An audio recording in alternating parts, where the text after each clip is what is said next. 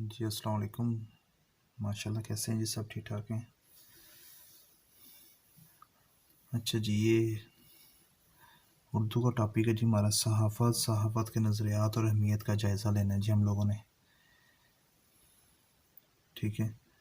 First of all تو ہم سب سے پہلے صحافت کیا چیز ہے جی؟ صحافت عربی زبان کے لفظ صحف سے ماخوذ ہے، جس کے لغوی معنی کتاب، رسالے یا صفحے کے ہیں۔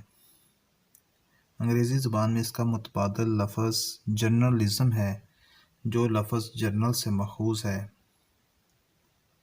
اس کے لغوی معنی روز کا حساب کا بہی کھاتا یا روز نامچہ کے ہیں۔ اس کے لغوی معنی کیا ہیں جی؟ روز کا حساب کا بہی کھاتا یا روز نامچہ کے ہیں۔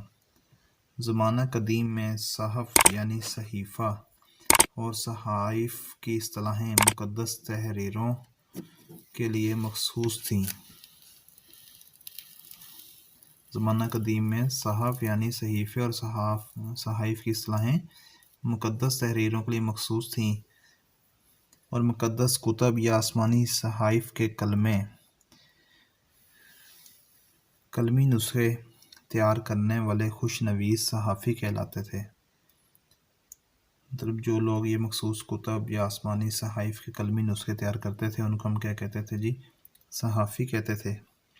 رفتہ رفتہ اعلیٰ ادبی، علمی اور فلسفیانہ تحریریں صحائف کے زمرے میں شمار ہونے لگیں، اور پریس کی ایجاد کے بعد جب جرنلزم نے رواج بنایا اور اخبارات و جرائد کا دورہ ہوا تو صحافت اخبارات و جرائد کی ترتیب و تدوین کے لیے استعمال ہونے لگی۔ صحافت کی تعریفیں نقطہ نظر میں اختلاف کی وجہ سے مختلف ہیں۔ کسی مطلب پرست کے نزدیک صحافت محض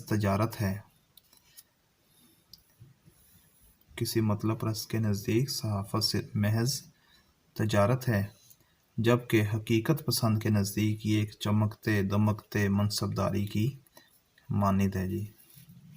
کوئی مطلب پرست ہے تو اس کے نزدیک تو صحافت محض تجارت ہے، وہ کوئی نیوز وغیرہ پبلش کرے گا اور اس سے وہ اپنا پیسے کمائے گا۔ جبکہ دوسرا کوئی حقیقت پسند ہے تو اس کے نزدیک یہ کیا چیز ہے جی؟ ایک چمکتے دمکتے منصبداری کی مانند ہے۔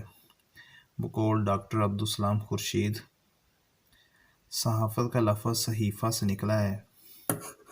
صحیفہ کے لغوی معنی ہیں جی کتاب یا رسالہ۔ عملاً ایک عرصہ دراز سے صحیفے سے مراد ایسا مطلوبہ مواد ہے رسائل صحیفے ہیں، اور جو لوگ ان کی ترتیب و تحسین اور تحریر سے وابستہ ہیں انہیں صحافی کہا جاتا ہے۔ ان کے پیشہ کو صحافت